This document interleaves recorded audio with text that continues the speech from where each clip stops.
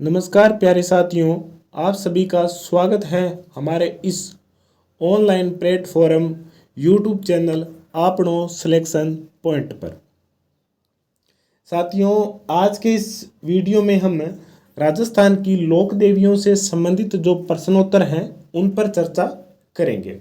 जैसा कि मैं आपको हर बार अपनी क्लास में बताता हूं कि पहले हम किसी एक टॉपिक को कंप्लीट करते हैं और उसके बाद में उस टॉपिक से संबंधित जो महत्वपूर्ण प्रश्नोत्तर है उन पर चर्चा करते हैं।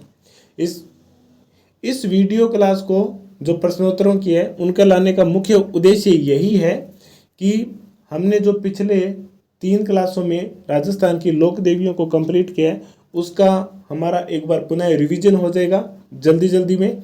ठीक है, इसके अलावा आपका अभ्यास भी हो जाएगा और आपकी में जो भी कमियां हैं या जिस भी पॉइंट को आपने अच्छी प्रकार से याद नहीं किया है तो वो भी कमी सुधारने का आपको एक मौका मिल जाएगा परीक्षा से पहले। ठीक है, तो ये सभी क्लासें आपके लिए बेहद महत्वपूर्ण है, तो आप लगातार हमसे जुड़े रहें। और हमारी जो शिक्षक टीम है, मुकेश थोरी सर, राजवीर थोरी सर और RS थोरी सर, ये सभी जो शिक्षक दल हैं वो राजकीय सेवा में अपनी भूमिका निभा रहे हैं लगातार पिछले काफ़ी वर्षों से।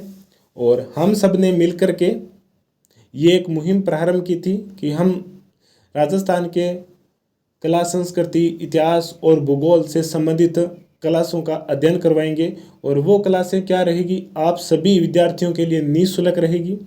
और इन क्लासों की और ख़ासियत क्या रहेगी कि हम जो वर्तमान में पैटर्न चल रहा है RPSC का और कर्मचारी चयन बोर्ड का, तो उसी प्रकार के प्रश्नोत्तर और उसी प्रकार की जो सैद्धांतिक तथ्य और समझ है वो आपके सामने लेकर आएंगे।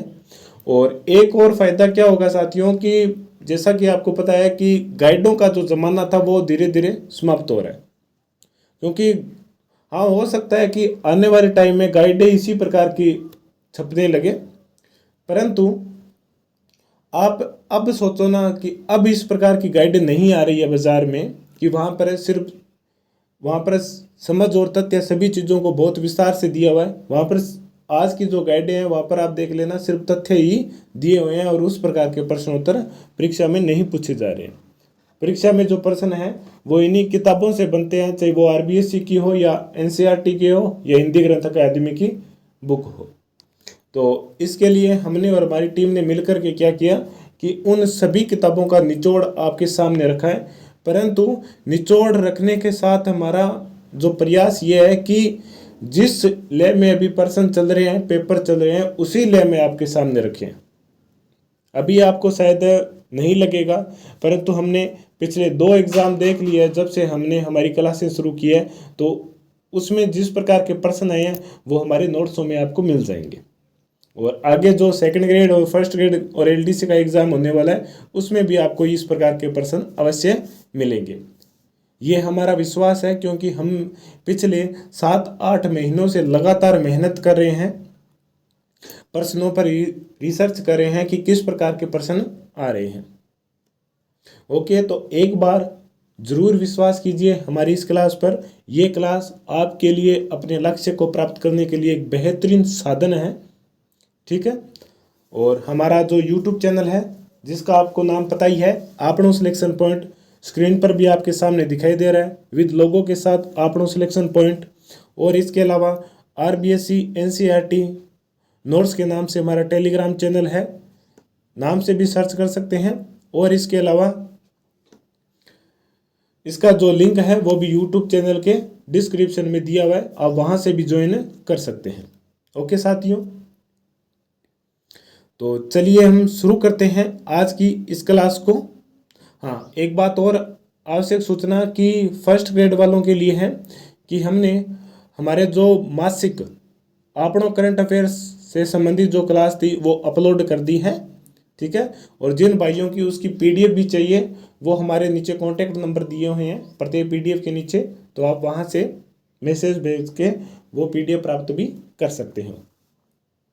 ओके, तो चलिए शुरू करते हैं इस पहले प्रश्न पर कि शिला देवी मंदिर किस किले में स्थित है। इस प्रश्न को हल करने से पहले हम शिला देवी के बारे में पढ़ लेते हैं, शिला माता के बारे में कि इनकी क्या विशेषता थी, इनके मंदिर का निर्माण किसने करवाया था, मूर्ति कहाँ से लाई गई थी, इन सभी बातों को हम देख लेते हैं। शिला देवी, सबसे पहला पॉइंट यही है कि आमेर के कछवार राजवंश की ये कुल देवी है। याद रखना, आमेर की कछवा। यहाँ पर जमुआ रामगढ़ के या ढूंढान अंचल के जो कछवाए हैं उनकी कुल देवी नहीं है, उनकी तो जमुआई माता है। परंतु आमेर के जो कछवाए वंश हुए थे उनकी जो कुल देवी है वो है शिला देवी। ये शिला देवी की जो मूल मूर्ति है वो बंगाल के जसोर नामक स्थान से लाई गई थी मानसिंह प्रथम के द्वारा, जब वो अकबर के द्वारा भेजे हुए अभियान बंगाल पर गए हुए थे, वहाँ से लेकर आए थे। और उस समय वहाँ का जो तत्कालीन शासक था वो केदार था और उसे आमेर के किले में प्रतिस्थापित करवाया था। माता की जो मूर्ति है उसकी एक विशेषता है कि ये पाल शैली में बनी हुई है। इसके अलावा ये काले संगमरमर की मूर्ति है और मूर्ति में जो मुख है वो थोड़ा वक्रपन लिए हुआ है, यानी कि टेढ़ा है। ये भी इस शिला देवी की जो मूर्ति है इसकी विशेषता है, आपको याद रखनी है। बंगाल से लाई गई थी, जसोर नामक गांव से, वहाँ का शासक केदार था, पाल शैली में निर्मित है, काले संगमरमर की मूर्ति है और मूर्ति में थोड़ा वक्रपन है, टेढ़ा हुआ है और ये आमेर के कछवार राजवंश की कुल देवी है। तो यहाँ पर हमारा जो आंसर रहेगा वो रहेगा आमेर का किला। कौन सा? आमेर का किला, जहाँ पर शिला देवी की मूर्ति को प्रतिस्थापित किया गया था। किस शासक के द्वारा? तो हमारा उत्तर रहेगा मानसिंह प्रथम के द्वारा। ठीक है, चलिए अगले प्रश्न पर चलते हैं। अगला हमारा प्रश्न है कि दद्दी माता किस समुदाय की कुल देवी है। अब दद्दी माता के मंदिर के बारे में देख लेते हैं। दद्दी माता का मंदिर नागौर जिले की जायल तहसील के गोठ मंगलोद नामक गांव में प्रतिस्थापित है और ये दाहिमा तथा दादिच ब्राह्मणों की कुल देवी है। याद रखना, दाहिमा तथा दादिच ब्राह्मणों की कुल देवी है। ठीक है, तो यहाँ पर हमारा बी नंबर ऑप्शन है वो राइट होता है। दाहिमा या दादिच शब्द का भी प्रयोग किया जाता है और इनके मंदिर में जो विशेषकर दाहिमा ब्राह्मण है वो अपने पुत्र के जन्म पर, विवाह आदि अवसरों पर देवी के दर्शन करने आते हैं। याद रखना है कहाँ पर स्थित है, नागौर के जायल तहसील के गोठ मंगलोद में दाहिमा ब्राह्मण या दादिच ब्राह्मणों की कुल देवी है। अगला हमारा प्रश्न है कि दद्दी माता का मंदिर कहाँ पर स्थित है। जैसा कि अभी बताया गया, दद्दी माता का मंदिर कहाँ पर है? नागौर में जायल तहसील में स्थित है। गांव का नाम है गोठ और मांगलोद, वहां पर इस देवी का मंदिर प्रतिस्थापित है। चलिए अगले प्रश्न पर चलते हैं। अगला हमारा प्रश्न है कि सचियाई माता के संदर्भ में कौन सा कथन सही नहीं है। ये सिसोदिया वंश की कुल देवी है? नहीं, सिसोदिया वंश की कुल देवी कौन है? बाण माता है, जिसका मंदिर चित्तौड़ के किले में स्थित है। ये ओस वालों की कुल देवी है, सही है। सचिया माता जो कि ओसिया में प्रतिस्थापित है और ये ओस वालों की कुल देवी है। इसके अलावा सचिया माता के मंदिर की एक विशेषता और है कि इनमें जो माता की मूर्ति है वो महिषासुर मर्दनी की है। और एक और विशेषता है इस मंदिर की जो आपको विशेष रूप से ध्यान रखना है कि यह गुज्जर प्रतिहार कालीन मंदिर है। कौन सा? गुज्जर प्रतिहार कालीन मंदिर है। और एक प्रतिहार कालीन मंदिर और भी है जिसके बारे में मैंने आपको बताया था। अलवर में राजगढ़ में बरवा डूंगरी नामक स्थान पर स्थित नारायणी माता का मंदिर जो कि नाई जाति की कुल देवी है, उनका मंदिर भी प्रतिहार कालीन है। ये स्थापत्य के कला में भी हम देखेंगे, परंतु आपको यहाँ पर भी इसे विशेष रूप से ध्यान रखना है। सचिया माता का जो मंदिर है वो प्रतिहार कालीन है। इसके अलावा ओसिया में सचिया माता के पास में ही पीपला माता का मंदिर है। इसके अलावा हरिहर और विष्णु मंदिर भी है, सूर्य मंदिर भी है और इनके बारे में हम आगे जो मंदिर स्थापत्य वाला टॉपिक होगा वहाँ पर जिक्र करेंगे। यहाँ पर सिर्फ हम लोक देवियों के बारे में पढ़ेंगे। तो इस प्रश्न का जो उत्तर है वो है 2 नंबर ऑप्शन, सचिया माता ओस वालों की कुल देवी है। चलिए अगले प्रश्न पर चलते हैं। अगला हमारा प्रश्न आ गया नारायणी माता के बारे में। अभी बताया था कि नारायणी माता जिनका मंदिर कहाँ पर है, अलवर में राजगढ़ तहसील के बरवा डूंगरी नामक स्थान पर स्थित है और ये प्रतिहार कालीन मंदिर है। कौन सा है? प्रतिहार कालीन मंदिर है। इस बात का विशेष रूप से ध्यान में रखना है। और नारायणी माता नाई जाति की कुल देवी है। किस जाति की? नाई जाति की कुल देवी है। और इस नारायणी माता का जो मूल नाम था वो था करमेतीबाई। क्या नाम था? करमेतीबाई नारायणी माता का मूल नाम है। ये जाटों की कुल देवी है? नहीं, जाटों की कुल देवी का नाम क्या है? राजेश्वरी माता, जिनका जो मंदिर है वो लोहागढ़ है, दुर्ग भरतपुर में स्थित है। इनका मंदिर अलवर में स्थित है, ये बात सत्य है और सत्य ही कथन पूछा गया है। तो नारायणी माता का मंदिर कहाँ पर? अलवर में। उसके आगे राजगढ़ तहसील और बरवा डोंगरी की पहाड़ी पर स्थित है, पहला पॉइंट। दूसरा, ये नाई जाति की कुल देवी है। तीसरा, इनका मूल नाम करमेतीबाई है। और चौथा जो महत्वपूर्ण पॉइंट है कि इनका जो मंदिर है वो प्रतिहार कालीन है। कौन से कालीन का है? गुज्जर प्रतिहार कालीन का है। और सचिया माता का जो मंदिर है वो भी प्रतिहार कालीन है। ये पॉइंट मैं आपको बार बार इसलिए बता रहा हूँ क्योंकि आजकल के जो एग्जाम है उसमें इसी प्रकार के प्रश्न पूछे जा रहे हैं।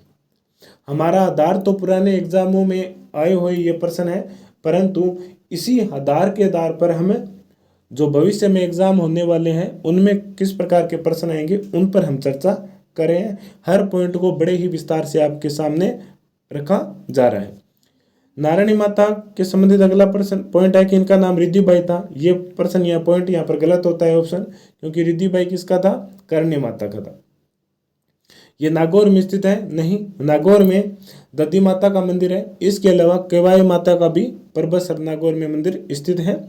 नारायणी माता का बचपन का नाम याद रखना, करमेतीबाई। क्या नाम था? करमेतीबाई। चलिए साथियों, अगले प्रश्न पर चलते हैं। अगला हमारा प्रश्न है कि 1965 में भारत पाक युद्ध के संदर्भ में कौन सी देवी प्रसिद्ध हुई थी? तो 1965 में भारत और पाकिस्तान के बीच में युद्ध हुआ था और इस युद्ध में एक राजस्थान की लोक देवी थी जिनका नाम आता है तनोट माता, जो कि हिंगलाज माता का ही रूप माना जाता है। और इस तनोट माता को थार की वैष्णो देवी, इसके अलावा रुमाल वाली देवी भी कहा जाता है। कि माना जाता है कि 1965 के भारत पाक युद्ध के दौरान जो पाकिस्तान की तरफ से जो बम फेंके गए थे और जो इस मंदिर के प्रांगण में आकर के गिरे थे वो विस्फोट नहीं हुए थे, ठीक है, वो वैसे के वैसे ही रह गए थे। और ऐसा माना जाता है कि आज भी वो बम वहाँ पर पड़ा है। उस समय यह मंदिर बहुत छोटा था, परंतु वर्तमान में ये भव्य बना दिया गया और ये पर्यटक भी स्थल के रूप में बनाया गया है। और इस मंदिर की खासियत क्या है कि यहाँ पर जो सीमा सुरक्षा बल है BSF, उनके जवानों के द्वारा ही इस मंदिर की देख रेख की जाती है। जब नवरात्रा में यहाँ पर मेला लगता है तब उन्हीं जवानों के द्वारा ही इस मंदिर की देख रेख की जाती है। जो भगत आते हैं उनको एकदम व्यवस्थित लगाने की जिम्मेदारी भी इसी BSF के जवानों की है। तो याद रखना, तनोट माता। कौन सी माता? तनोट माता। जीण माता के बारे में बता देता हूँ। सिक्कर के रेवासा गांव में इनका मंदिर स्थित है। ये चौहानों की कुल देवी है। शीतला माता, सील की डूंगरी, जयपुर में इनका मंदिर स्थित है। माधो सिंह के द्वारा बनवाया गया था। नागणेची माता जो मारवाड़ के राठौड़ वंश हैं उनकी कुल देवी है। इनके बारे में भी आगे प्रश्न आएंगे, वहां पर इस देवी के बारे में हम पूर्ण रूप से देख लेंगे।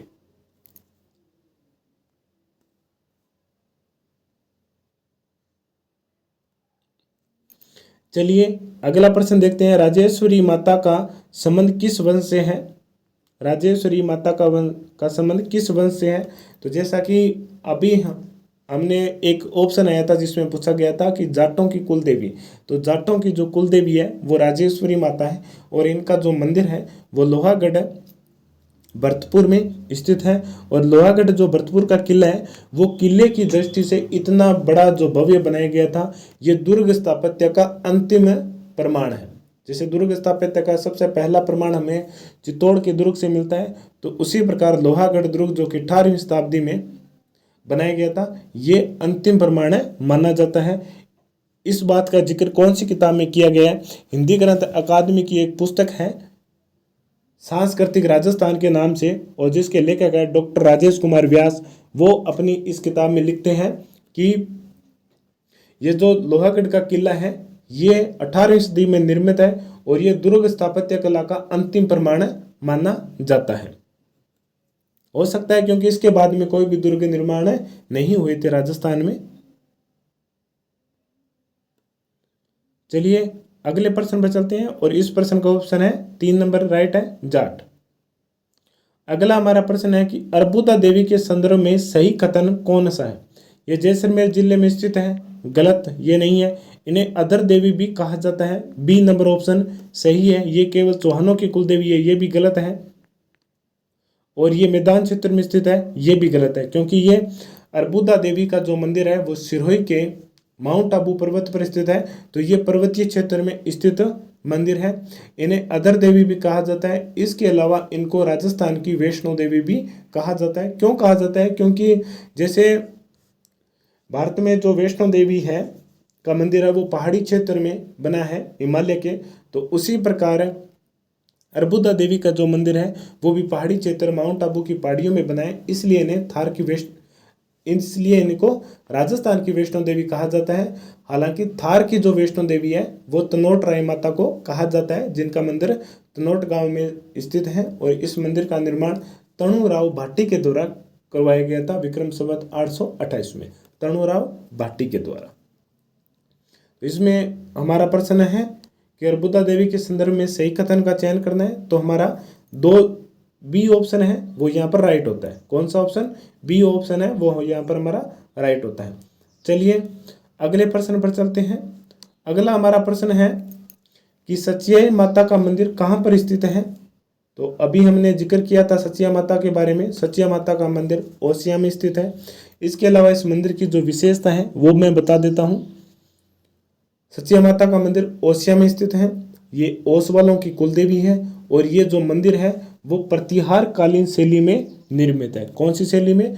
प्रतिहार कालीन शैली में निर्मित है। इसके अलावा सचिया माता के मंदिर के पास ही पीपला माता का मंदिर भी भव्य मंदिर है, वो भी प्रतिस्थापित है। तो सचिया माता के मंदिर के बारे में एक बात विशेष रूप से मैं पुनः बता देता हूँ कि याद रखना ये प्रतिहार कालीन मंदिर है। कौन सा? प्रतिहार कालीन। ओस वालों की कुलदेवी ओस या जोधपुर में इनका प्रसिद्ध मंदिर स्थित है। और नीचे हमारा और आपका अपना YouTube चैनल आपनो सिलेक्शन पॉइंट। चलिए अगले प्रश्न पर चलते हैं। अगला हमारा प्रश्न है कि आशापुरा माता के संबंध में सही कथन का चयन करना है। आशापुरा माता के बारे में जो सही कथन है उसका चयन करना है कि आशापुरा माता कौन है। आशापुरा माता जो कि आशा को पूरा करने वाली है, ये जालोर के चौहान वंश की कुल देवी है। चलिए पहले ऑप्शन देख लेते हैं। ये राठौड़ों की कुल देवी है, ये ऑप्शन यहाँ पर गलत होता है, क्योंकि राठौड़ों की, बीकानेर के राठौड़ों की पूछा जाए तो करणी माता, जोधपुर के राठौड़ों की पूछा जाए तो नागणेची माता। ये चौहानों की कुल देवी है, यहाँ पर बी ऑप्शन है वो सत्य होता है। इसके अलावा अन्य ऑप्शन है उनको भी देख लेते हैं। ये सिसोदिया वंश से जुड़ी हुई है, सिसोदिया वंश से नहीं है, सिसोदिया वंश से बाण माता है। ये गुज्जरों की कुल देवी है, नहीं, ये भी ऑप्शन यहाँ पर गलत होता है। बी नंबर ऑप्शन है वो यहाँ पर आशापुरा माता के संबंध में सही होता है। अब आशापुरा माता के बारे में देख लेते हैं। आशापुरा माता का जो मंदिर है वो जालोर के मोंदरा और कहीं पर मोंदरा शब्द का भी प्रयोग किया जाता है, वहां पर प्रतिस्थापित है माता का मंदिर। इसके अलावा आशापुरा माता का मंदिर नाडोल पाली में भी स्थित है और ये जालोर के जो चौहान वंश है उनकी कुल देवी है। अब यहाँ पर जो चौहान वंश है अलग अलग शाखाएं हैं, जैसे कि अजमेर के चौहान है, उनकी जो कुल देवी है वो जीर्ण माता है। इसके अलावा सांबर के जो आसपास के जो सपादलक्ष के चौहान बोलते हैं जिसको, उनकी जो कुल देवी है वो शाकांबरी माता है। कौन सी? शाकांबरी माता है, 2। और जो जालोर के चौहान वंश है उनकी कुल देवी कौन है? आशापुरा माता। इसके अलावा जो हाड़ा चौहान हुए हैं हाड़ौती क्षेत्र में, उनकी जो कुल देवी है वो भादाणा माता है। क्या नाम है? भादाणा माता, जिनका मंदिर कोटा में स्थित है, प्रतिस्थापित है। तो ये चौहानों वंश के जो अलग अलग शाखा है उनकी कुल देवियां हैं, याद रखना है। एक बार पुनः बता देता हूँ। आशापुरा माता जालोर के चौहानों की कुल देवी है। जीर्ण माता अजमेर के चौहानों की या दिल्ली के चौहानों की कुल देवी है।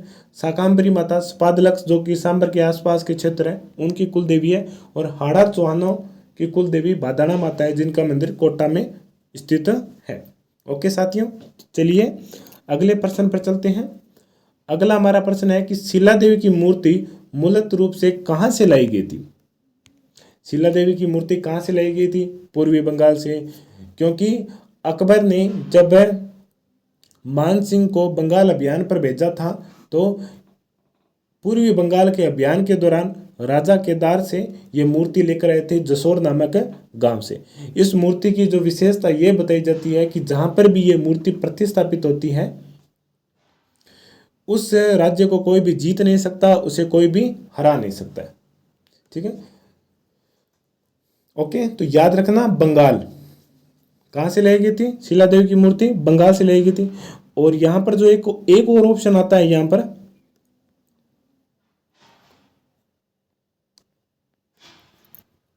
कर्नाटक। कर्नाटक से जो मारवाड़ का शासक था धुवड़, वो किसकी मूर्ति लेकर आया था? चक्रेश्वरी माता की, और उसे नागाना गांव में प्रतिस्थापित किया था, इसलिए वो नागनेची माता के नाम से प्रसिद्ध हुई थी। ठीक है, शिला देवी की मूर्ति कहाँ से लाई गई थी? बंगाल से। और किस किले में प्रतिस्थापित की गई थी? आमेर के किले में। और ये किस वंश की कुल देवी है? तो आमेर के कछवाए वंश की। और जो ढूंढान के कछवाए वंश है उनकी कुल देवी का नाम क्या है? याद रखना, जमुआई माता, जो कि जमुआ रामगढ़ में प्रतिस्थापित है। चलिए अगले प्रश्न पर चलते हैं। अगला हमारा प्रश्न आ गया कि सांबर झील में निम्नलिखित में से किस देवी का मंदिर प्रतिस्थापित है? जैसा कि मैंने आपको अभी बताया था कि सांबर में जो स्पादलक्स के चौहान हैं उनकी कुल देवी शाकंभरी माता का मंदिर है। शाकंभरी इसलिए कहा जाता है क्योंकि ये साग सब्जी लेकर आई थी जब अकाल की स्थिति थी। जब सांबर और उसके आस के पास के क्षेत्रों में अकाल पड़ा था तो उसने साग सब्जी लेकर आए थे गांव वालों के लिए, इसलिए ये शाकंभरी के नाम से प्रसिद्ध हुई थी। और ये जो स्पादलक्स और सांबर के चौहान है उनकी कुलदेवी है। कुंजल माता है, ये इसका प्रश्न का राइट आंसर नहीं है। शिला देवी अभी बताया था, आमेर के कछुआ राजवंश की कुल देवी। और बाण माता जो कि मेवाड़ के जो सिसोदिया वंश है उनकी कुल देवी है। चलिए अगले प्रश्न पर चलते हैं। अगला हमारा प्रश्न है कि जीर्ण माता कौन से राजपूत वंश की कुल देवी है? तो जैसा कि बताया था कि मैंने, अजमेर और दिल्ली के जो चौहान वंश है उनकी कुल देवी है जीर्ण माता। कौन? चौहानों की जो कुल देवी है वो है जीर्ण माता, सिसोदिया की बाण माता, और राठौड़ वंश की नागनेची, मारवाड़ के राठौड़ों की नागनेची माता, और बीकानेर के राठौड़ों की कुल देवी कौन सी है? करणी माता। अब जीर्ण माता के मंदिर के बारे में देख लेते हैं। ये रेवासा गांव की जो पहाड़ी है वहां पर स्थित है। और इनके जो मंदिर के सामने ही जो हर्ष का पर्वत है, जिसे वर्तमान में हर्ष पर्वत के नाम से जाना जाता है, वहां पर जीर्ण माता का भाई हर्ष की मंदिर प्रतिष्ठापित है, जो हर्ष भैरू के नाम से पूजा जाते हैं। ठीक है, और इसके अलावा जीर्ण माता के मंदिर में 2 अखंड दीपक जलते हैं, एक घी का और तेल का। इनकी जो प्रारंभिक व्यवस्था थी वो अजमेर और दिल्ली के चौहान शासकों के द्वारा की गई थी, परंतु बाद में जयपुर के शासकों के द्वारा की जाने लगी थी। और जीर्ण माता से संबंधित एक, जीर्ण माता के मंदिर के पास में ही पीछे बराबर में एक काजल चोटियाँ हैं, काजल चोटियाँ जो भी जीर्ण माता से संबंधित है। माना जाता है कि वहाँ पर जो काजल है दीपक की लौ से जो पैदा हुआ है, बना है, अगर उससे काजल हम आंखों में निकालते हैं तो हमारी जो भी आंखों से संबंधित एलर्जी से संबंधित जो भी रोग है उनका निदान हो जाता है। अगर आप जीर्ण माता के मंदिर गए हो तो उस काजल चोटिया पर एक बार अवश्य जाना। ओके साथियों, चलिए अगले प्रश्न पर चलते हैं। अगला हमारा प्रश्न है कि आमेर में शिला देवी का जो मंदिर है वो किसके द्वारा बनाया गया था? तो जो प्रारंभिक मंदिर है वो राजा मान सिंह के द्वारा बनाया गया था, परंतु वर्तमान में का जो मंदिर है उसे भव्य रूप में किसके द्वारा बनाया गया था? तो इसका जो हमारा राइट आंसर रहेगा मान सिंह द्वितीय। परंतु यहाँ पर सीधा पूछा गया कि आमेर के किले में शिला देवी का मंदिर किसने बनाया था? तो राजा मान सिंह के द्वारा करवाया गया था। भारमल वह राजपूत, पहला राजपूत शासक था जिसने अकबर की अधीनता स्वीकार की थी और अपनी पुत्री का विवाह अकबर के साथ किया था। ओके, चलिए अगले प्रश्न पर चलते हैं। अगला हमारा प्रश्न है कि असंगत का चुनाव करना है। ब्राह्मणी माता सोरसन 12 में स्थित है। लास्ट क्लास में हमने जिक्र किया था ब्राह्मणी माता जो कि कुमार जाति की आराध्य देवी है। इनका मंदिर सोरसन 12 जिले में स्थित है। और इस मंदिर की विशेषता क्या थी वो भी मैं बता देता हूं कि इसमें देवी की पीठ का श्रृंगार किया जाता है और देवी की पीठ की ही पूजा की जाती है। इसके अलावा नारायणी माता जो कि प्रतिहार कालीन मंदिर है, अलवर के राजगढ़ कि बरवा डोंगरी की पहाड़ियों पर स्थित हैं और ये नाई जाति की कुलदेवी है और इनका मूल नाम खरमेती बाई है। ठीक है। आवरी माता आसावरा चित्तौड़गढ़ निकुंज में स्थित है और ये लकवाग्रस्त से जो रोगी होते हैं उनका इलाज इनके मंदिर में जाने से होता है। तो ए, बी और सी तीनों ऑप्शन सही है। जिलानी माता का जो मंदिर है वो अलवर में है। कहाँ पर है? अलवर में है। याद रखना, जसोल बाड़मेर में नहीं है। जसोल बाड़मेर में तो भटियाणी माता का है। इसके अलावा बाड़मेर में एक माता और थी जो बोपों की कुल देवी है, जिसका नाम था विरात्रा माता। कौन सी माता? विरात्रा माता बोपों की कुल देवी है, जिनका मंदिर कहाँ पर प्रतिष्ठापित है?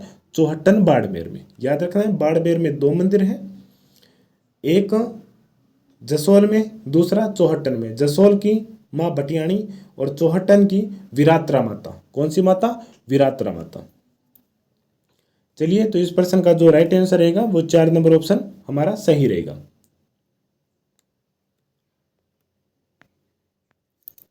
चलिए अगले प्रश्न पर चलते हैं। राजस्थान के लांगुरिया गीतों का संबंध है। राजस्थान में जो लांगुरिया गीत है उनका संबंध है, तो उनका हमारे जो पहली क्लास थी वहाँ पर ही हमने जिक्र किया था कि राजस्थान के लांगुरिया गीतों का संबंध है केला देवी से। किससे? केला देवी। केला देवी का जो मेला है वो चैत्र शुक्ल अष्टमी को लगता है। ये लांगुरिया नृत्य और गुटकन है, नृत्य और गीत है वो केला देवी के जो भगत है गुज्जर और मीणा जाति उनके द्वारा किया जाता है। और इसके अलावा केला देवी के मंदिर के पास में ही हनुमान जी का मंदिर है, बोहरा भक्तों की भी छतरी है और केला देवी करौली के जो यादव वंश है उनकी कुल देवी है। केला देवी करौली के जो यादव वंश है उनकी भी कुल देवी है। इस पॉइंट को भी आप ध्यान में रखना है। तो यहाँ पर डी नंबर ऑप्शन है वो यहाँ पर राइट रहेगा। कौन सा? डी नंबर ऑप्शन राइट रहेगा। बाण माता वापिस बता देता हूँ, मेवाड़ में सिसोदिया वंश की कुल देवी है। करणी माता देशनोक, बीकानेर के राठौड़ों की कुल देवी शीतला देवी। अब शीतला देवी और केला देवी को आप एक दूसरे से इस प्रकार से जोड़ के याद रख सकते हैं कि शीतला में देवी का जो मेला है वो जयपुर में लगता है सील की डूंगरी पर चैत्र कृष्ण अष्टमी को। कौन सी? चैत्र कृष्ण अष्टमी को। और केला देवी का लगता है चैत्र की शुक्ल पक्ष की अष्टमी को। इस प्रकार एक दूसरे से जोड़ करके भी हमें याद रख सकते हैं। चलिए अगले प्रश्न को देखते हैं। घेवर माता के संदर्भ में सही कथन का हमें चयन करना है। यह विवाहित स्त्रियों की देवी है? नहीं, घेवर माता राजस्थान की एकमात्र ऐसी देवी है जो कि कुंवारी ही सती हुई थी बिना पति के साथ।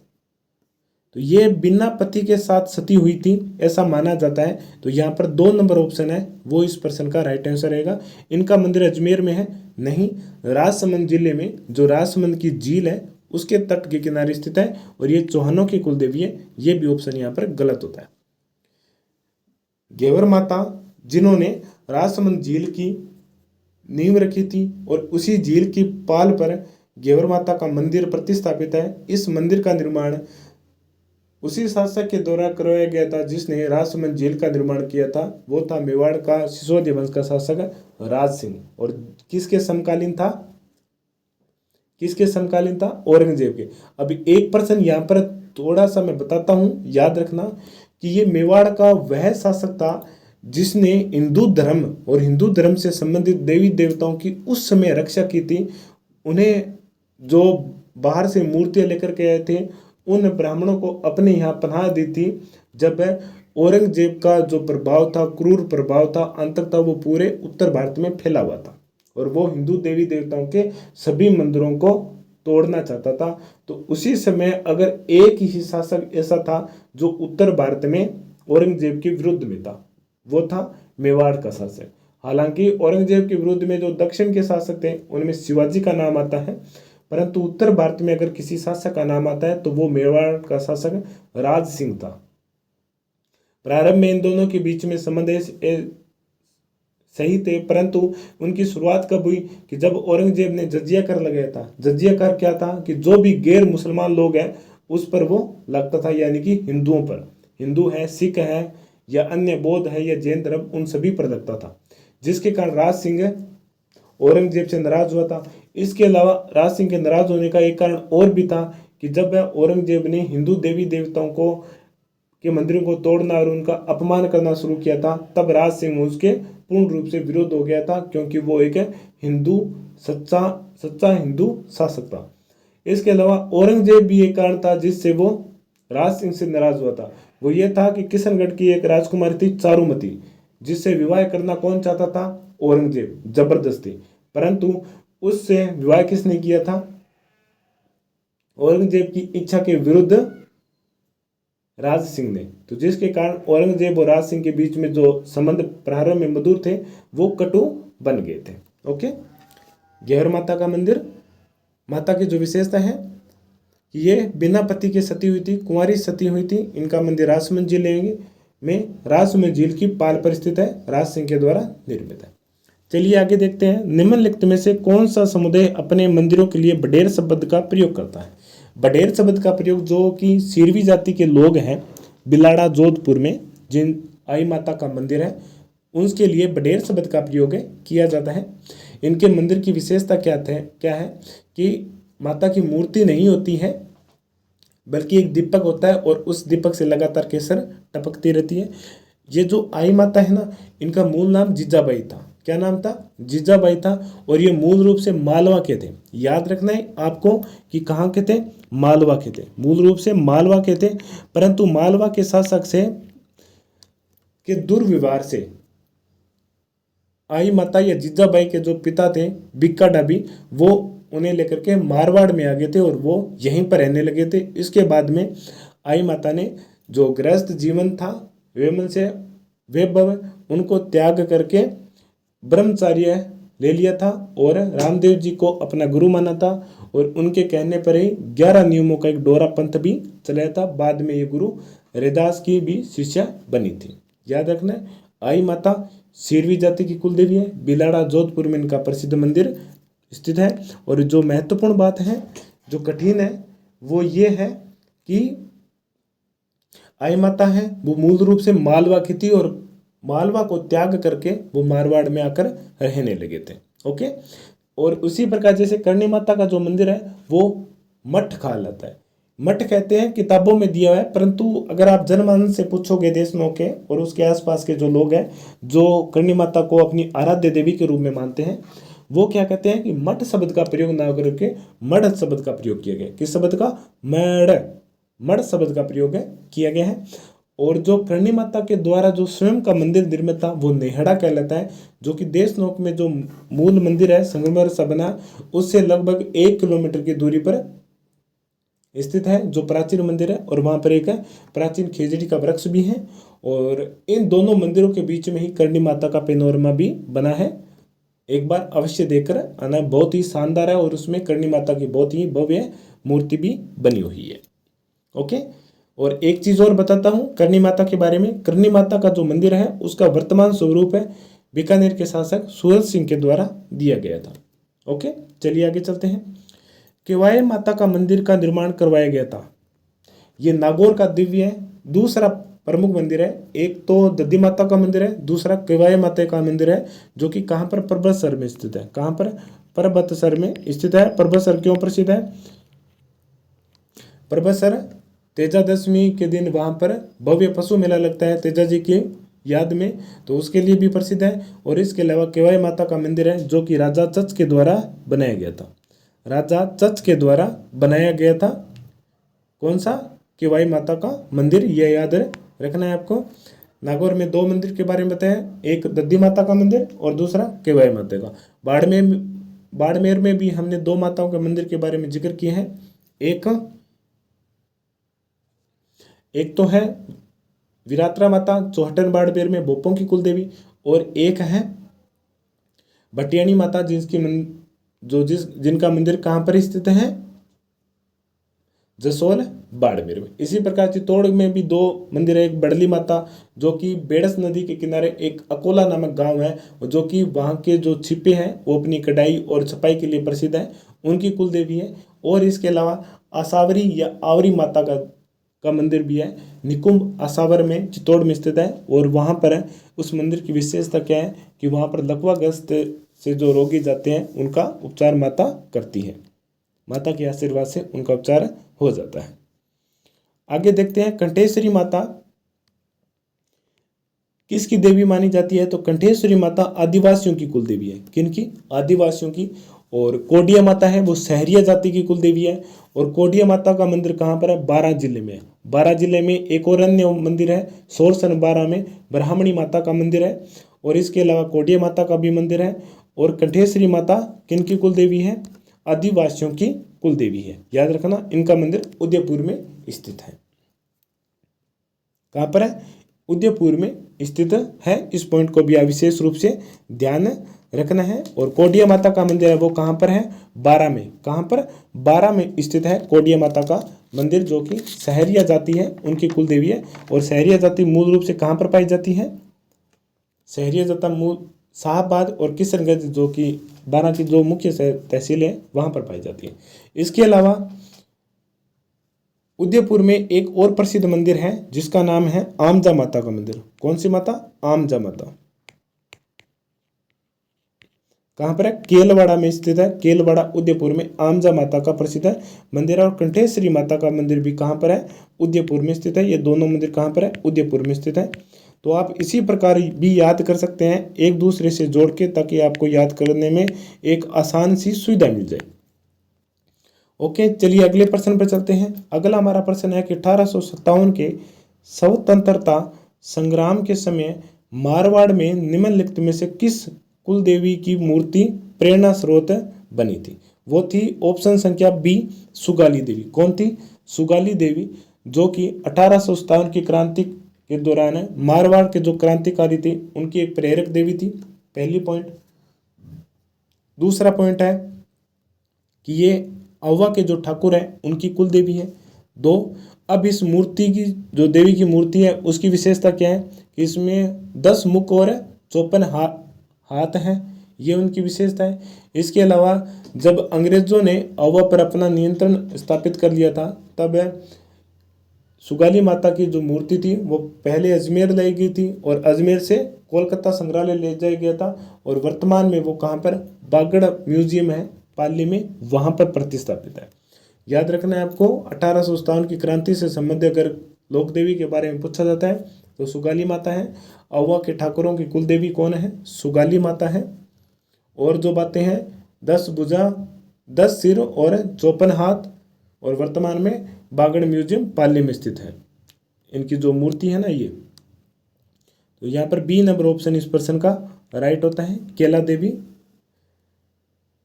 काली सील नदी की किनारे त्रिकुट पहाड़ी पर करौली की यादव वंशों की कुल देवी। अगला हमारा प्रश्न है कि सेन और नाई समाज की कुल देवी के रूप में प्रसिद्ध लोक देवी है। तो सेन या नाई समाज की जो कुल देवी है वो है शीतला माता। नहीं है, शीतला माता का मंदिर सीर की डूंगरी जयपुर में है। आई माता जो कि सीरवी जाति की कुल देवी है। घेवर माता जो कि राजसमंद की झील के किनारे इनका प्रसिद्ध मंदिर है। नारायणी माता का मंदिर है जो कि प्रतिहार कालीन है। इनकी विशेषता ये मैं बार बार बता रहा हूँ क्योंकि परीक्षा में आने योग्य है, और हम इन छोटी छोटी चीज़ों पर ध्यान नहीं दे रहे हैं। बाकी सभी चीज़ें हमें पता है कि नारायणी माता का मंदिर अलवर जिले के राजगढ़ के बरवा डूंगरी पहाड़ियों पर स्थित है, पहली बात। दूसरी, ये नाई जाति की कुल देवी है। तीसरी, इनका जो बचपन का नाम था करमेती बाई था। ये सभी पॉइंट हमें याद है, परंतु हम इस चीज़ को भूल जाते हैं कि मंदिर की विशेषता क्या है। तो मंदिर प्रतिहार कालीन है। मंदिर प्रतिहार कालीन है। आपको ये चीज़ मैं बार बार बता करके ये बताना चाहता हूँ कि आपको इसके बारे में ध्यान होना चाहिए। ओके साथियों, तो याद रखना है आपको, नारायणी माता नाई समाज की कुल देवी है और प्रतिहार कालीन मंदिर है। अगला हमारा प्रश्न है कि राजसमंद झील में किस लोक देवी का स्थान है। अभी हमने सभी बातें जो घेवर माता के बारे में कर ली है, तो किस माता का है? घेवर माता का है। जीर्ण माता के बारे में भी हमने जो भी बातें थी वो कर ली है। तनोट माता के बारे में बात कर ली है, हिंगलाज माता का रूप था। अब बात करते हैं आवड़ माता के बारे में। अब यहाँ पर आवड़ माता के बारे में जो भी महत्वपूर्ण बातें हैं वो यहाँ पर चर्चा कर लेते हैं। आवड़ माता ये चारणी बाइयाँ थी, ठीक है, ये 7 चारण कन्या थी। ये मामड़िया चारण की पुत्री थी और इन्हें हिंगलाज माता का अवतार माना जाता है। और इनमें से जो सबसे बड़ी जो देवी थी वो थी आवड़ माता। कौन सी? आवड़ माता। इसके अलावा काले डूंगरे नामक एक स्थान है जैसलमेर का, वहाँ पर आवड़ माता ने विश्राम किया था। वहाँ पर एक खंडर सा मकान था, वहाँ पर उन्होंने माता ने विश्राम किया था, तब क्या हुआ कि वहाँ के जो जनमानस थे इनको काले डूंगरे नाम से पूजा की जाने लगी और उनका जो मंदिर है वो प्रतिस्थापित किया गया था। और ये जो मंदिर था वो किसके द्वारा, जैसलमेर के शासक जोहार सिंह के द्वारा बनाया गया था। आवड़ माता के बारे में याद रखना, ये चारणी कन्या है, मामड़िया चारण की पुत्री थी, हिंगलाज माता का अवतार माना जाता है। काले डूंगरे जो माता है वो आवड़ माता का ही रूप मानी जाती है और स्वयं आवड़ माता है वो हिंगलाज माता का अवतार माना जाती है। ठीक है। और जो एक विशेषता और है हिंगलाज माता के बारे में, हिंगलाज माता का मंदिर एक बलूचिस्तान पाकिस्तान में भी स्थित है और एक अन्य मंदिर लोदरवा जैसलमेर में भी स्थित है। ओके, चलिए साथियों अगले प्रश्न पर चलते हैं। और एक चीज याद रखना कि आप आवड़ माता को जैसलमेर के भाटी शासकों की कुलदेवी मत कर देना। ठीक है, आवड़ माता अलग है, स्वांग्य माता अलग है। स्वांग्य माता जो कि जैसलमेर के भाटियों का जो राज चिन्ह है उनमें माता की प्रतिमा बनी है और उनका जो बाला है जो आगे से थोड़ा मुड़ा हुआ है वक्र लिया हुआ है, वो स्वांग्य माता की विशेषता है। चलिए अगले प्रश्न पर चलते हैं। अगला हमारा प्रश्न है कि जोधपुर के राठौड़ों की देवी जिसकी 18 भुजाएं हैं, शीतला माता नहीं है, ये चैचक की देवी है, माता रक्षिका देवी है, महामाई, माई अनामा आदि इनके नाम है। आवरी माता, असावरी माता है जो कि निकुंभ में चित्तौड़ में स्थित है। सकराय माता जो कि सीकर में स्थित है, सक्र तीर्थ मलय केतु की पहाड़ियों पर स्थित है। और नागणेची माता जो कि जोधपुर के राठौड़ों की कुल देवी है। ये नागणेची माता, इनका नाम मूल नाम से चक्रेश्वरी देवी है और इनका ये जो मूर्ति है वो एक ग्रंथ गोपीनाथ है, वो क्या कहते हैं कि इनकी जो माता की मूर्ति है वो कहाँ से लाई गई थी, मारवाड़ के शासक दुहड़ के द्वारा कर्नाटक से लेकर आई गई थी। परंतु एक अन्य ग्रंथ है इतिहासकार जिसमें ये कहा गया है कि दुहड़ के समय कनौज से लूम्ब नामक एक ब्राह्मण लेकर आया था। ठीक है, तो याद रखना है आपको, जो कॉमन बात है वो आपको याद रखनी है। कर्नाटक और कनौज दोनों आपको एक साथ ऑप्शन नहीं मिलेंगे वहां पर, लेकिन जो मेन बात है वो याद रखना कि उस समय मारवाड़ का शासक कौन था, दुहड़ था। और ये मूर्ति कहाँ पर प्रतिस्थापित की गई थी, जोधपुर में ना होकर के बाड़मेर में करवाई गई थी। ठीक है, और बाड़मेर का जो गांव था नागाना गांव था और माता का जो मूल नाम था वो चक्रेश्वरी देवी था। याद रखना है, चक्रेश्वरी देवी। ओके, और नागाना गांव में प्रतिस्थापित किए जाने के कारण इनका नाम था वो नागणेची माता पड़ा था। डी ऑप्शन यहाँ पर राइट आंसर रहेगा इस प्रश्न का। ओके, चलिए अगले प्रश्न पर चलते हैं। अगला हमारा प्रश्न है कि राजस्थान के लोक साहित्य में किस देवी देवताओं का गीत सबसे लंबा है। तो राजस्थान की लोक देवियों में जो सबसे लंबा गीत है वो जीण माता का कनपटे साधुओं के द्वारा और जोगियों के द्वारा गाया जाता है। जीण माता का गीत है जो कि राजस्थान के लोक देवियों में सबसे बड़ा गीत माना जाता है। आई माता का मंदिर कहाँ पर है, बिलाड़ा जोधपुर में। जीण माता का सीकर में रेवासा में। मलीनाथ जी का मंदिर है बाड़मेर में, लूणी नदी के किनारे तिलवाड़ा नामक गांव में। और रामदेव जी का मंदिर आप सभी को पता है रामदेवरा में प्रतिष्ठापित है। सांप्रदायिक सद्भावना का ये मंदिर है और रामदेव जी के द्वारा कामड़िया पंथ चलवाया गया था और इसी कामड़िया पंथ की महिलाओं के द्वारा 13 ताली नृत्य किया जाता है मंजीरा वाद्य यंत्र के साथ। किस वाद्य यंत्र के साथ, मंजीरा वाद्य यंत्र के साथ। और घुटने के बल बैठकर ये नृत्य किया जाता है। ओके, चलिए आगे चलते हैं। अगला हमारा प्रश्न है करणी माता के बारे में। अब करणी माता के बारे में जो भी विशेषता है वो हम यहाँ पर जिक्र कर लेंगे, क्योंकि करणी माता के बारे में अभी तक कोई महत्वपूर्ण प्रश्न आया नहीं था तो हमने जिक्र किया नहीं है। अब यहाँ पर हम करणी माता के बारे में जो भी विशेषता है वो यहाँ पर एक बार देख लेंगे। करणी माता जिनका बचपन का नाम था रिद्धिबाई और ये जाति से क्या थी, चारण थी। याद रखना चारण, तो ये चारणों की कुलदेवी है। इसके अलावा बीकानेर के जो राठौड़ वंश है उनकी भी कुलदेवी है, क्योंकि बीकानेर का जो शासक था राव बीका, जिन्होंने बीकानेर में राठौड़ वंश की नींव रखी थी, वो करणी माता के आशीर्वाद से ही रखी थी, इसलिए ये बीकानेर के राठौड़ों की भी कुलदेवी है। और इसके अलावा करणी माता के बारे में इनका जो प्रसिद्ध मंदिर है वो नोखा तहसील के देशनोक गांव में स्थित है। देशनोक गांव की जो प्रतिस्थापना थी वो 1419 में करणी माता के द्वारा ही की गई थी। कब, 1419 में करणी माता के आशीर्वाद से ही की गई थी। और बीकानेर के संस्थापक और राव जोधा के पुत्र राव बिक्का ने करणी माता की कृपा से ही राठौर राज्य बीकानेर में स्थापित किया था। करणी माता के मंदिर में चारों ओर हमें क्या है, चूहे नजर आते हैं, और जिनमें से सफेद चूहा है उसे काबा कहा जाता है, और उसका दर्शन होना भाग्योदय का संकेत भी माना जाता है। करणी माता का मंदिर मढ़ कहलाता है, और करणी माता के द्वारा जिस मंदिर की नींव रखी गई थी उसे नेहड़ा कहा जाता है। ओके, इसके अलावा करणी माता के जो विशेष प्रकार की आरती की जाती है उसे चिरंजा कहा जाता है, जो दो रूप में होती है, एक छड़ाऊ जो कि विपत्ति के समय, एक संधाऊ जो कि शांति के समय। ज्यादातर संधाऊ आरती का ही गायन किया जाता है। इसके अलावा करणी माता के जो मंदिर में सावन भादर नामक की दो बड़ी बड़ी कढ़ाइयाँ भी स्थित हैं, और मंदिर का जो वर्तमान स्वरूप है जो देशनोक में स्थित है वो संगमरमर से बना है, जिसमें अलवर के शासक बख्तावर सिंह का भी योगदान है, बीकानेर के शासक गंगा सिंह और सूरज सिंह का भी योगदान है। परंतु ऐसा माना जाता है कि जो वर्तमान में जो मंदिर का जो स्वरूप हमें दिखाई देता है वो किसके द्वारा बनाया गया था, तो वो है बीकानेर के शासक सूरज सिंह। सूरज सिंह ने दो सूरतें बिगाड़ी थी, एक तो हनुमानगढ़ के किले की जिसका नाम तो पहले था बटनेर का दुर्ग, परंतु 1805 में, कब है यहाँ पर थोड़ा बता देते हैं आगे भी, 1805 में मंगलवार के दिन है बटनेर के दुर्ग पर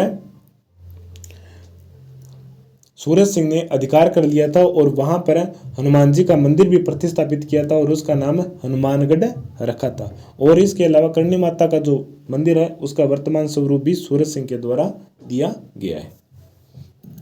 ठीक है, तो ये करणी माता के बारे में सभी महत्वपूर्ण बातें। बचपन का नाम रिद्धि बाई, चारनी कन्या है। अगला हमारा प्रश्न है कि केला देवी मंदिर किस नदी के तट पर स्थित है। केला देवी का जो प्रसिद्ध मंदिर है वो किस नदी के तट पर है, कालीसील नदी के तट पर। कौन सी, कालीसील नदी के तट पर केला देवी का प्रसिद्ध मंदिर है। लूणी नदी के किनारे मल्लीनाथ जी का प्रसिद्ध मंदिर है जिन्होंने कुंडा पंथ चलाया था। याद रखना है, केला देवी मंदिर कालीसील नदी के किनारे, करौली में त्रिकुट की पहाड़ी पर, करौली की यादवों की कुल देवी। लांगूरिया नृत्य, गुटकन नृत्य इस देवी से संबंधित है। और ये केला देवी कौन है, ये वही कन्या है जिसको कंस ने पत्थर पर पटक कर मारने का प्रयास किया था। और देवकी और जो कंस के जो बहनें थे, देवकी बहन थी देवकी, और उनकी बहनों का ये पुत्री थी, और जिसे कंस को ये वरदान भी मिला, अभिशाप मिला हुआ था कि उनकी बहन से ही उत्पन्न संतान होगी, वो भी कंस की जो दुराचार है, उनका जो आतंक फैलाया उसको समाप्त करेगा। ओके, याद रखना है यहाँ पर। चलिए आगे चलते हैं। नकट्टी माता का जो मंदिर है वो राजस्थान के किस जिले में स्थित है, तो नकट्टी माता का मंदिर जयपुर जिले में है। जयपुर के भवानीपुरा गांव जयपुर में स्थित है नकट्टी माता का। इसके अलावा छींक माता का मंदिर भी कहाँ पर है, जयपुर में। याद रखना, छींक माता का।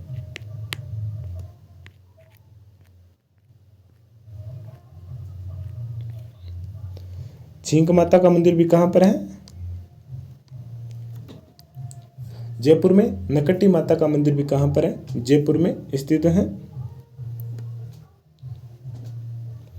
चलिए आगे चलते हैं। अगला हमारा प्रश्न है, जीर्ण माता के शिखर स्थित अष्टभुजी प्रतिमा वाले मंदिर का निर्माण किसके द्वारा करवाया गया था, तो वो था मोहिल का राजा हट्टड़। कौन था, मोहिल का राजा हट्टड़ था, उनके द्वारा जीर्ण माता का जो भव्य मंदिर था वो बनाया गया था। किसके द्वारा, मोहिल के राजा हट्टड़ के द्वारा। ठीक है, चलिए एक बार मैं थोड़ा सा रिव्यू वापस जाता हूँ कि यहाँ पर केला देवी वो कंस के जो बहनोई था उनका नाम दिमाग में नहीं आ रहा था, तो वासुदेव था। वासुदेव और देवकी की जो संतान थी, एक लड़की के रूप में जन्मी थी, वो ही वर्तमान में केला देवी के रूप में पूजे जाती हैं, जो कि करौली की यादव वंश की कुल देवी है। कि कई बार क्या होता है कि एक आसान सी चीज होती है जो हमारे मतलब दिमाग में है, अचेतन मन में चली जाती है। जैसे हम साइकोलॉजी में पढ़ते हैं चेतन, अचेतन और अर्धचेतन में। अचेतन में भी नहीं जाती, अर्धचेतन में होती है कि हम उसका नाम भी हमारे ध्यान में, हमें सब पता है, परंतु वो हमारे ज़ुबान पर नहीं आ रहा है। कई बार ऐसी मानवीय भूल हो जाती है, इसलिए वहाँ पर मैं नाम नहीं बता पाया था। याद रखना, वासुदेव। ओके, चलिए साथियों आगे चलते हैं। लटियाली देवी का मंदिर कहाँ पर स्थित है? लटियाली देवी फलोदी में इनका प्रसिद्ध मंदिर है, और इनके मंदिर के सामने खेजड़ी का वृक्ष होता है, इसलिए इन्हें खेजड़ राय बेरी भवानी भी कहा जाता है। क्या? खेजड़ राय बेरी भवानी भी कहा जाता है। और इनका मंदिर कहाँ पर है? फलोदी में स्थित है। कहाँ पर? लटियाली माता का मंदिर फलोदी में है, जो कि कल्लों की कुल देवी है। कल्लों, जैसे बिड्डी कला है ना, बुलाकीदास कल्ला, कांग्रेस सरकार में जो शिक्षा मंत्री है, उनकी कुल देवी है लटियाली माता। मंदिर कहाँ पर है? फलोदी में स्थित है। ओके, चलिए आगे चलते हैं। आगे देखते हैं रानी सती के बारे में। रानी सती, जिनका मंदिर कहाँ पर है? झुंझुनू में स्थित है। कहाँ पर? झुंझुनू में स्थित है। रानी सती का जो मूल नाम था वो नारायणी बाई था। क्या नाम था? नारायणी बाई था रानी सती का मूल नाम।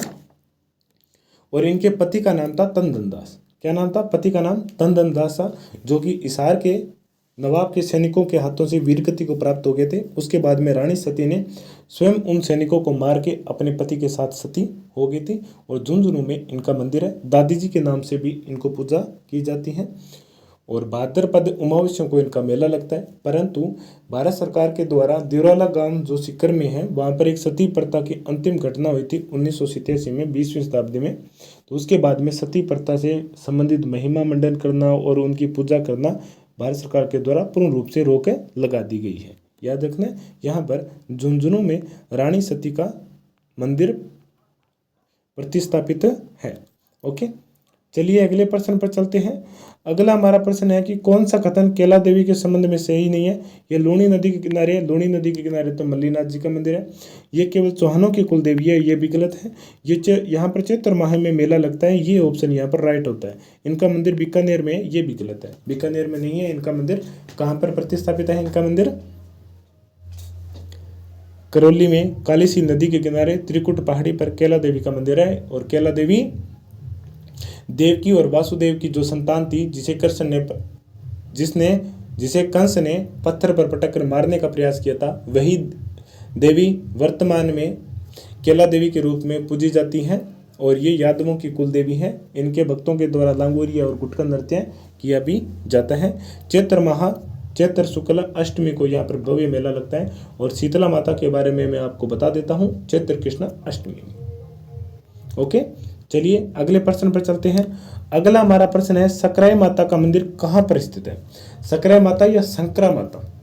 गौरी शंकर हीराचंद ओझा ने कहा था कि इनका मूल नाम शंकर था, शंकरी देवी था, परंतु धीरे धीरे अपभ्रंश होता हुआ सकराई माता हो गया। इनका मंदिर सीकर जिले के मालकेतु या मालकेतु की जो पहाड़ी है वहाँ पर प्रतिस्थापित है। ऐसा माना जाता है, शक यानी कि इंद्र ने यहाँ पर देवी की आराधना करके देवी को प्रतिष्ठापित करवाया था। इसके बाद में ये तीर्थ शक्र तीर्थ के नाम से जाने लगा। और वर्तमान में सीकर के मलकेतु पहाड़ियों पर सकराई माता का भव्य मंदिर स्थित है। अब यहाँ पर इस मंदिर की क्या खासियत है? यहाँ पर एक शाकंभरी माता का भी मंदिर है और काली माता का भी मूर्ति प्रतिस्थापित है साथ। जिस प्रकार केला देवी के मंदिर में ना एक चामुंडा माता की और दूसरी केला देवी की मूर्ति है जो लक्ष्मी की माता के रूप में पूजा की जाती है, उन दोनों की साथ में है। उसी प्रकार सकराई माता का भी मंदिर है, वहाँ पर शाकंभरी माता की और काली माता की दोनों साथ में मूर्ति है। ओके, परंतु अगर आपको पूछा जाए कि सकराई माता का या शाकंभरी माता का जो रूप माना जाता है, अगर वहाँ पर ऑप्शन सकराई माता होता है तब यहाँ पर हमारा जो राइट आंसर वो सकराई माता ही होता है। परंतु अगर ऐसा पूछा जाए कि सांबर के पास में जो शाकंभरी माता का मंदिर स्थित है उसके बारे में पूछा जाए तो वो सपादलक्ष के चौहानों की कुल देवी है। ओके, चलिए साथियों अगले प्रश्न पर चलते हैं। अगला हमारा प्रश्न है, जीण माता का मंदिर कहाँ पर है? सीकर जिले में स्थित है, रेवास की पहाड़ियों पर प्रतिस्थापित है। ओके, ये चौहानों की कुल देवी है। अगला हमारा प्रश्न है कि जैसलमेर के नरेश कुल देवी के रूप में निम्नलिखित में से किस देवी की पूजा करते हैं? करनी माता, बीकानेर के राठौड़ों की, नागनेची माता। नागनेची माता किनकी कुल देवी है? मारवाड़ के राठौड़ों की। स्वांगी माता जैसलमेर के जो भाटी वंश है उनकी कुल देवी है। और उनके राज चिन्ह में जो स्वांगी माता का जो भाला है आगे से खंडित है वो भी बना हुआ है। स्वांगी माता जैसलमेर की भाटियों की कुल देवी माना जाता है। आवड़ माता यहाँ पर आपको नहीं करना है। आवड़ माता जैसलमेर के भाटियों की कुलदेवी नहीं है, इस बात का विशेष रूप से ध्यान रखना है। ओके, चलिए साथियों अगले प्रश्न पर चलते हैं। अगला हमारा प्रश्न है कि निम्नलिखित में से किस देवी को शिशु रक्षक लोक देवी माना जाता है। अभी तक हमने शीतला माता के बारे में ज़्यादातर बातें नहीं की है, परंतु अब यहाँ पर हम शीतला माता के बारे में जो भी महत्वपूर्ण बातें हैं वो यहाँ पर देख लेते हैं। कि सबसे पहले शीतला माता का मंदिर कहाँ पर है? सील की डूंगरी जयपुर में स्थित है। किसके द्वारा बनाया गया था? तो माधो सिंह के द्वारा बनाया गया था। इनका जो अन्य नाम है वो महामाई या माई अनामा, राजस्थान में सेंड शीतला या सेंडला देवी के नाम से पूजा की जाती है। चेचक के रोग के प्रकोप से बचाने के लिए शीतला माता की पूजा की जाती है। और चैत्र कृष्णा सप्तमी के दिन यानी कि मेले के ठीक एक दिन पहले घर में पकवान बनाए जाते हैं, परंतु जिस दिन देवी का मेला लगता है विशेषकर पूजा की जाती है चैत्र कृष्णा अष्टमी के दिन, उस दिन घरों में गर्म पकवान नहीं बनते हैं। जो पहले दिन जो पकवान बनते हैं उन्हीं के द्वारा भोग लगा करके पूजा की जाती है। ओके, और एक चीज़ याद रखना, चेचक की ये कुल देवी है और इनकी जो मूर्ति है वो अनगढ़ गढ़ी हुई है, यानी कि पूर्ण रूप से नहीं है, एकदम गढ़ी हुई है कि एकदम देवी की प्रतिमा के रूप में। और उनके मंदिर पे दाने से भी उभरे हुए हैं जो कि किसका? चेचक का रूप माना जाता है। और माता का जो प्रियवान गदा है और जिस कारण शीतलाष्टमी के दिन इसकी भी पूजा की जाती है। ओके, और जो पहले दिन रात्रि को भोजन बनाया जाता है और दूसरे दिन भोग लगाया जाता है उसे हम अपनी भाषाओं में बास्योड़ा कहते हैं, बास्योड़ा कहा जाता है। ओके, शिशु रक्षक या मातृ रक्षक लोक देवी कौन है? महामाया माता। यहाँ पर शीतला माता का नाम नहीं दिया गया, तो महामाया माता, माई अनामा माता आदि नामों से जाना जाती है। सेंडल देवी, सेंड देवी या शीतला देवी ये सभी शीतला माता के उपनाम है। ओके, चलिए साथियों, शायद ये हमारा आज का अंतिम प्रश्न था। ओके साथियों, तो कैसी लगी हमारी क्लास कमेंट करके ज़रूर बताना। हाँ, एक चीज़ मैं यही क्लास में भी बता देता हूँ कि कई बार गलती हो जाती है, और वो जो कि देवकी की बहन और कंस का जो बहन था वासुदेव कृष्ण जी के पिता, उनका नाम दिमाग में नहीं आ रहा था, वो मेरे अर्धचेतन मन में चला गया था। ओके, उसके लिए मैं खेद चाहता हूँ, माफ़ी चाहता हूँ, और वहाँ पर मैं अपनी बात को सही तरीके से रख भी नहीं पाया था। ओके, ऐसी भूल हो जाती है। ओके साथियों, और अगला जो हमारा टॉपिक रहेगा वो राजस्थान के संत हो रहेंगे। हमने जो क्लासें शुरू की है उसमें हमने सेकंड ग्रेड के जो सिलेबस देखा है फर्स्ट पेपर का, उसी को ध्यान में रखकर चले हैं, और वो टॉपिक सभी फर्स्ट ग्रेड के एग्जाम में भी आते हैं। तो ये टॉपिक आप यहाँ से कर लेना, इसके अलावा आपको कहीं से भी किसी भी किताब से पढ़ने की आवश्यकता नहीं रहेगी, इस बात का भी आप विशेष रूप से ध्यान रखना साथियों।